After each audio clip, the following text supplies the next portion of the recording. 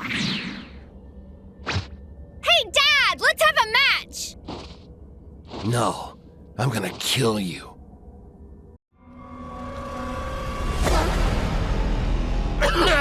What the?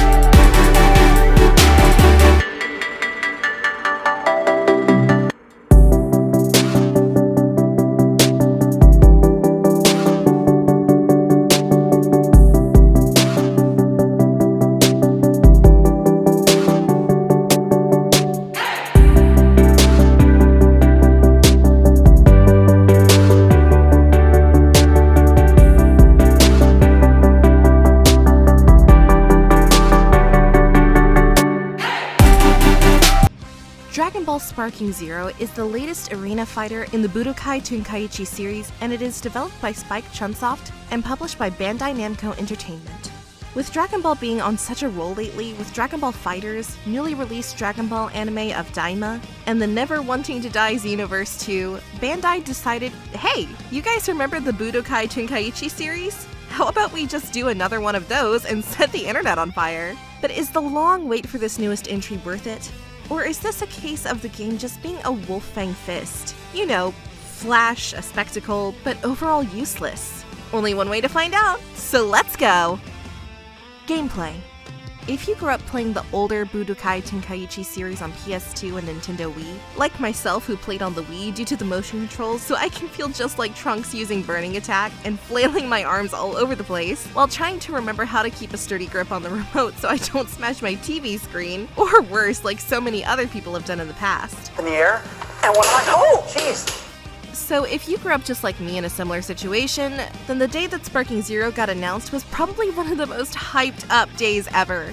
It's literally been 17 years since the latest entry into the series, and since then we've been through 4 US presidents, 500 versions of The Last of Us, Klonoa somehow making a comeback, a re-release of Plumbers Don't Wear Ties, and the freaking Cubs winning the World Series, and a global pandemic. The only thing missing from all of that was myself finally beating you in Squadron on Super Nintendo, but I'm pretty sure that's never going to happen. Oh well, at least the theme song is catchy as heck. But we're off topic now, as we somehow always end up doing. In case you are new to the Tenkaichi series and wondering what the big deal is even about a 4th entry into the series, then the answer to that is do your own research, bro. I'm not your tech and game informer guide. Go touch grass, bro. Okay, I'm sorry, I'm just kidding. The reason behind the hype is because the Tenkaichi series took what was successful in the line of fighting games in the Dragon Ball series, which were more akin to straight-up standard fighters that you would see in the market at the time that mostly focused on the 2D side of things. However, instead of just doing the same thing once again with minor tweaks and changes, the entire formula of the Tenkaichi brand changed and pretty much borderline revolutionized, or rather pushed the genre forward, that was much more in tune with the aesthetic of the anime itself and offering you a full 3D realm of movement that was a foreign concept in the previous Dragon Ball fighting games. Game literally made you feel like you were Peter Pan. I can fly! I can fly! As you moved around the environment and sending people through destructible environments, just like you saw in the destruction of the anime. It was freaking awesome. It's basically the same levels of hype as when Square Enix figured out how to input a jump button into the Final Fantasy series. After 30 years, they finally had a light bulb moment. Pathetic thing is though, I literally was hyped, especially going from Final Fantasy XI to Final Fantasy XIV. A 10-year gap of not being able to jump in an MMO. definitely weird. What also made Tenkaichi so much fun was the freedom you got and the cinematic feel of it due to being able to fly left, right, up, down, dash forward, and really change the dynamic of how battles could be fought and strategized. It just felt way more immersive and more impressive than any other game of the genre at the time, even bolstering rosters up to 140 playable characters. Like what? Granted, it was like Goku version 1 to 15 and things like that to inflate the roster, but still, would y'all really want to go without having Super Saiyan 4 in your game? And Yamcha? Yeah, I don't think so. Picking up with where Tenkaichi 3 left off, albeit this time with a bigger budget feel, Sparking Zero once again brings us back to the mindset of why we loved this series in the first place. By adding in faster combat, beam battles, 180 characters, Sparking Zero genuinely captures the magic of the PS2 and Wii era of games, and makes you feel like a kid again, or for people my age, like a teenager once again. And it's a great feeling. Only thing missing though is not being able to have the most overpowered character ever, a farmer, to save the galaxy from the likes of Beerus. Yeah, you know Beerus is scared. He can't hide it. No one has ever withstood even 1% of the farmer's power before and lived. Then again, maybe it's for the best, because then we would probably see an influx of in-the-end anime AMV videos made like in the 2000s. Maybe I should make one.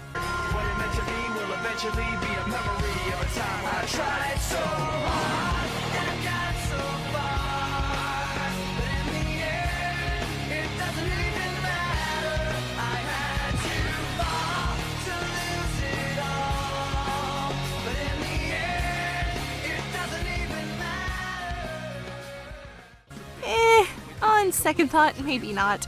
Moving more in depth to the combat of this game, if you were expecting over-the-top, chaotic, crazy, and fast gameplay this go-around as seen in previous entries, well, that's exactly what you're gonna get, and then some. The mechanics aim to keep you on your toes and constantly guessing, and managing your energy bars properly so that you know when to properly use your ki, when to charge to boost your power while an enemy is down or distracted, know the right time to teleport in a defensive manner to evade attacks, and even go further beyond and transform into many different variations from the series that are in this game. Sadly, there's no Ultra Instinct Chaozu, so I guess for him it's still a case. No! Stop it! Get off! Goodbye, Tien. Chaozu! No!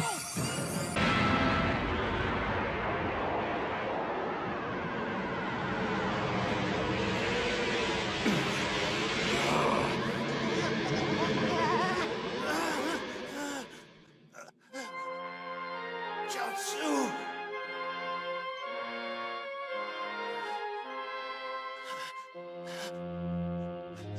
I know I shouldn't laugh, but combination attacks in Sparking Zero, though, however, aren't exactly as in-depth as movesets as you'd find in recent titles like Street Fighter, Mortal Kombat, or even Tekken, since most of your combination attacks here will relate to smashing your attack button to punch away and pull off multi-hit attacks to overwhelm your opponent with ultimate moves that go hand in hand with over-the-top flashy animations that immerse you further in the experience to sort of make up for the bigger lack of depth in its combat. This video is sponsored by Gamesplanet. Gee, it sure is boring around here. My boy. I just wonder what Ganon's up to. Well, my boy, I'm sure Ganon is gaming his heart out using the amazing service of Gamesplanet. What is that, you ask? Well, Gamesplanet is an official distributor of the industry's biggest publishers and their biggest PC games. From Bandai Namco, Sega, PlayStation, Capcom, if you want to play all the latest and greatest that PC gaming has to offer, then Gamesplanet is the perfect choice for you and your friends. The best part about it, other than saving a crap ton of money on these great deals, is the fact that each official key you purchase from Gamesplanet can be refunded at any time with no trouble at all, should there happen to be an issue or problem with the game you have purchased. That's super awesome! So long as your game doesn't end up being like Big Rig's, you are winner, then you're totally set. So if you like the game seen here in this video, you can purchase it using my affiliate link down below in the description and use the promo code provided to get an awesome discount on your purchase. Pretty good, right? Right? Nice! Thank you. So what are you waiting for? Come check out Gamesplanet today and proclaim to the world, after all your saved money, that I won!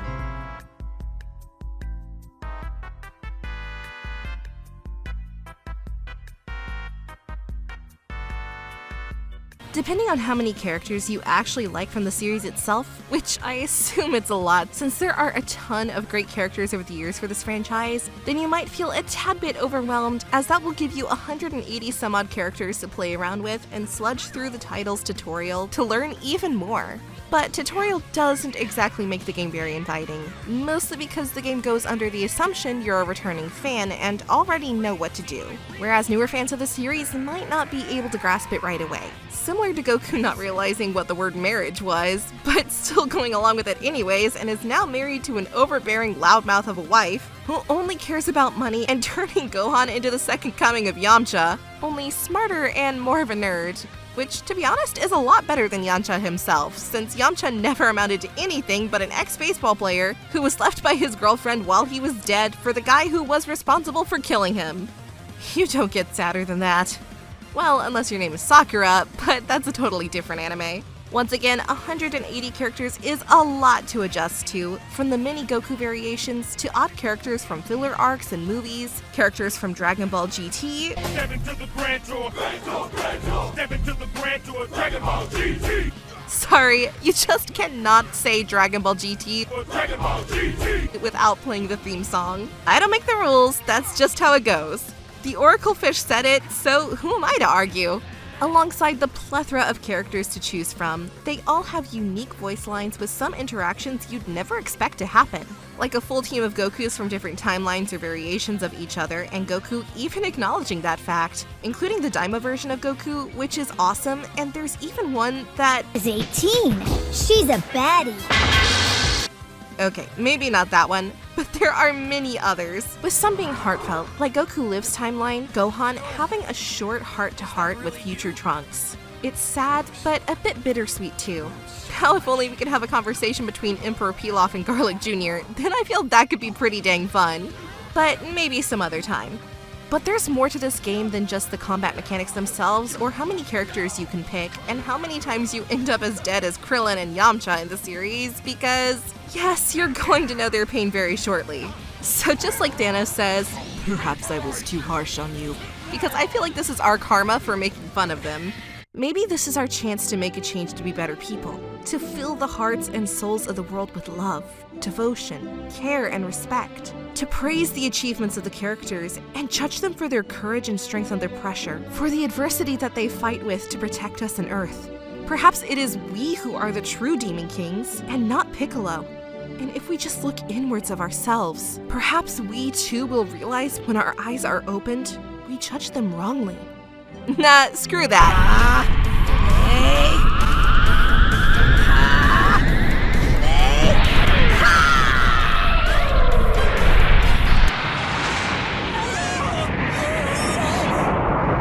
Yamcha, no!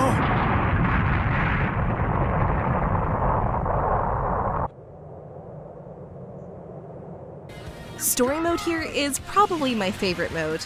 I know, might not be the most popular opinion around, mainly because of the very competitive nature of online play, which I absolutely get stomped in. But people also seem to have an issue with slideshow-like storytelling for the cinematics of it all, which to me is like, okay, I get it. They've literally made the gameplay of this game the best the series has ever been, so I feel like to that extent we can give them a tad bit of a pass, right?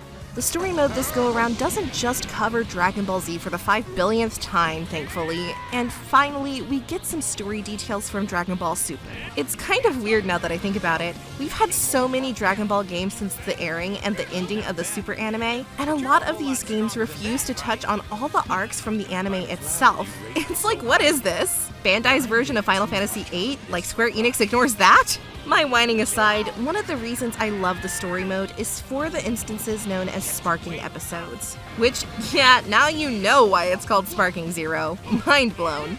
In sparking episodes, you get introduced to alternate timelines, similar to the way you saw in the actual anime of Super itself, and even the sort of thing you came across to an extent in the Xenoverse set of games. In these alternate timelines, you basically take part in a what-if scenario that never happened in the main timeline and gives you a glimpse on what universes and timelines may exist if one or two things may have gone a tad bit different than you're used to, with deviations from the normal storylines, like when Goku dies and trains with King Kai to learn both the Spirit Bomb and Kaioken, But in this instance, what if he never trained with him or learned those techniques, but still had to go and fight Vegeta and Nappa, including Vegeta's Grade 8 form without those powers too? Well, that means you're going to end up like me, completely getting my ass handed to me. This stupid ape. I literally beat the crap out of King Kong in Call of Duty years ago, and I can't even take down this Uzaru with a powered-up Goku? Bro, you're lucky this isn't some Dragon Ball evolution lore. Otherwise, I'll wait to fight you on the night of the blood moon, because that's the only way to turn into a great ape as Goku. Thankfully, there's no Dragon Ball evolution to be found here. Human has failed before. Magic will again! Okay, what the heck? Overall, at the end of the day, Dragon Ball Sparking Zero gives you what you're looking for and then some. From story mode and sparking episodes that let you breathe new life into the same narratives of old, with fresh twists, like a new version of Frieza fighting our boy Gohan, fast and intense combat that takes this franchise to new heights in playability, 180 characters to play as, which gives every die-hard Dragon Ball fan a choice to pick from their favorite character, smooth online gameplay that allows for quick matchmaking, interactive cutscenes that allow you to jump into the point of view of the character and see the scene play out through their eyes, which is amazing. Difficulty level that ranges from pretty easy to extremely hard and frustrating that makes you think a bit more how to tackle your opponent, or take the easy way out just like me and decide to be a baby and lower the difficulty and retry the fight. There's just so much to do in this game that it's honestly insane. I mean, heck, you can even call on good boy Shinron to come grant you a wish for extra characters and other goodie rewards. He's just lucky I'm not the one making the wish personally, otherwise he'd probably be very traumatized. Shinron, hear me! I wish to be granted the world's most comfortable underwear.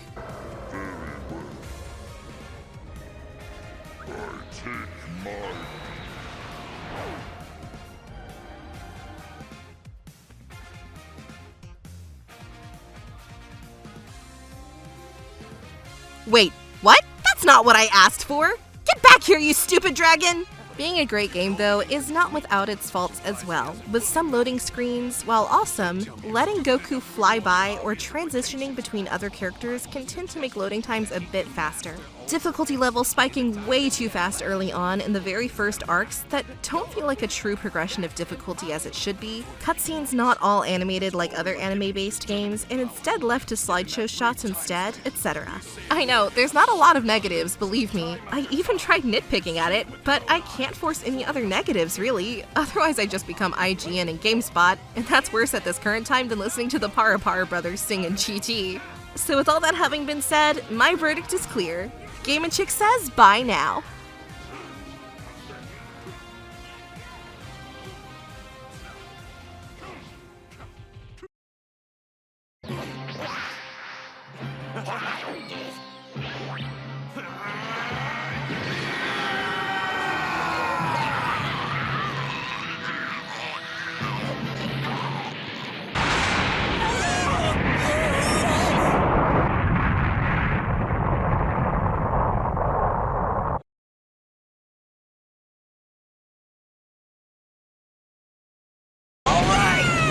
Wow, great!